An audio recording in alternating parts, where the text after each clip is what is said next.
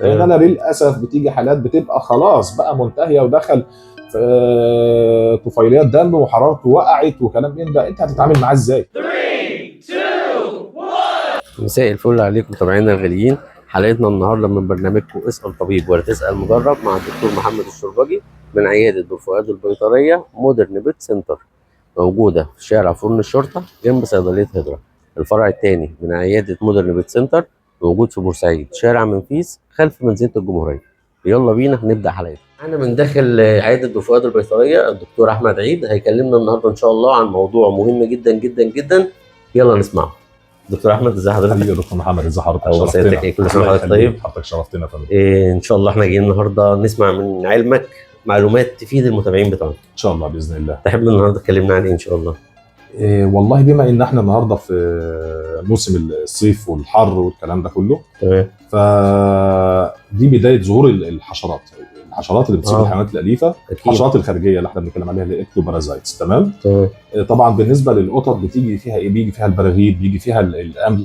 بالنسبه للكلاب بيبقى برضو البراغيث والامل ومعها القراط. تمام.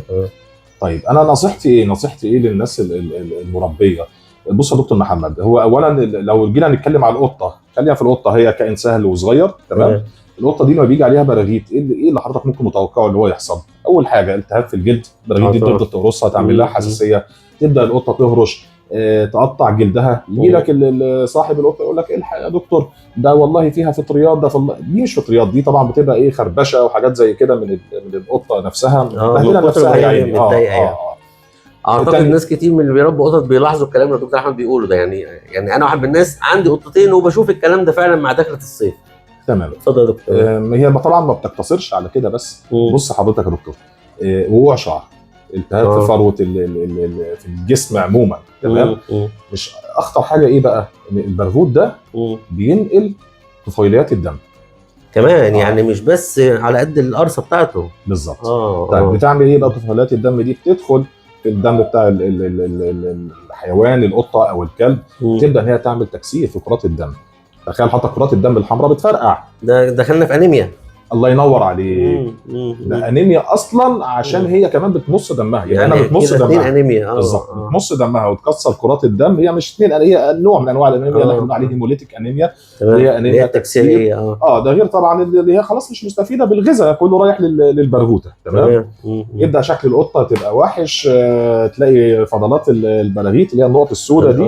طب احنا نعمل ايه بقى عشان الكلام ده كله؟ عشان بالظبط. انا عشان اتجنب ان انا اجي النهارده للدكتور والحيوان نايم على جنبه، او خلاص قطع اكل، او بيرجع، او خلاص بقى انيميك وخاسس ومش قادر، انا اتجنب الكلام ده بالوقايه. ايه الوقايه يا فندم؟ ان احنا بنحط الادويه بتاعت الحشرات اللي هي موجوده ومعروفه في السوق، وليها رينجات في اسعارها، وليها كل منتج وليه الافكت بتاعه. بالزبط. انا مش بعمل دعايه لمنتج معين، لكن الناس طبعا عارفه ايه افضل حاجه وايه الحاجات المتوسطه. اكيد اللي هيجي لحضرتك انت هترشح له حاجه بعينها. بالظبط على حسب الحاله. تمام.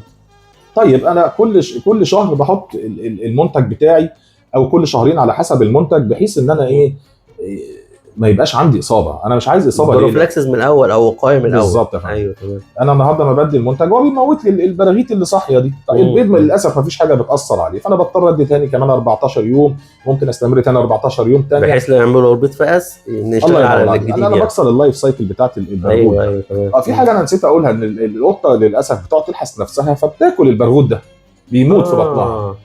طيب هو لما يموت في بطنها بيطلع من البرغوث ده اليرقات اللي هي بتاعت الديدان، فالقطه بيجي لها ديدان. شوف بقى حضرتك كمان، يعني هي سلاح ذو حدين. ده كارثه ذو 3 حدود يعني. كارثه على الحيوان. طيب في الكلاب بيبقى القراد غلس شويه، لكن ليه الادويه بتاعته، والناس اعتقد يعني عارفه تتعامل معاه. هو المشكله عندنا هنا ان الشوارع يعني ان شاء الله تبقى نظيفه باذن الله. يا رب. فيعني نخلي بالنا. طيب انا برضو يعني انت ما قلتلناش يا دكتور، ما وضحتلناش غير الادويه نعمل ايه؟ لا انا القطه بتاعتي في البيت متقفل عليها، ما بتطلعش بلكونه، ما بتروحش عند الجزامه، ما بتلعبش في الجزم. ما ينفعش ان انا النهارده هوديها تتجوز او هجيب قط يتجوز عندي، لازم انتقي بقى، يبقى قط نضيف، صح كده؟ عشان ما يعملش نقل العدوى ليها. بالظبط كده. يبقى اهم حاجه هنا زي ما احنا بنقول دايما الوقايه خير من العلاج. لان انا للاسف بتيجي حالات بتبقى خلاص بقى منتهيه ودخل طفيليات دم وحرارته وقعت وكلام من ده، انت هتتعامل معاه ازاي؟ الحاله دي عايزه نقل دم، حاله كومبليكيتد خالص بقى جدا يعني بتبقى عايزه نقل دم. ومش بس كده، ده بيخش بقى يضرب الاجهزه بتاعت الجسم كلها. فانا عشان اريح دماغي القط معايا انا عايز اهتم بيه، ومش مجرد ان انا مربي قطه وخلاص، انا عاوز هو زيه زي بقيه افراد الكلب يعني. انا كمان بشوف الناس هنا مربين الكلاب بصراحه مش بيهتموا خالص هي الثقافه برضه يعني ثقافه البيت انيمال مش منتشره قوي، وده يمكن اللي احنا بنحاول نوصله من خلال اصوات حضراتكم يعني. لا هو في ناس عندها الثقافه دي، وفي ناس شويه الموضوع ناقص، هو دماغه ان انا هجيب الحيوان ده اربيه واكله اي حاجه وخلاص، وعلى قد اللي يجري ويلعب لا طبعا، ده كأن بني ادم معاك في البيت، كأن في انت مربي بيبي بالظبط. وهو ده يمكن هدفنا في البرنامج بتاعنا اسال طبيب ولا تسال مجرب مع دكتور محمد الشربجي، ان احنا بنيجي لاهل الذكر اهل العلم، هم اللي يكلمونا، هم اللي يقولوا لنا نعمل ايه، كل واحد في تخصصه. طبعا احنا شاكرين افضلك وعلى المعلومات الجميله اللي انت قلتها لنا، وان شاء الله يبقى لنا لقاء تاني ان شاء الله. حبيبي يا دكتور، ما تحرمش من سعادتك ابدا، ربنا يخليك يا احمد. انتظرونا في حلقه جديده ان شاء الله من اسال طبيب ولا تسال مجرب، وهستنى ان شاء الله في الكومنتات اقتراحاتكم الحلقه الجايه نتكلم عن ايه. السلام عليكم.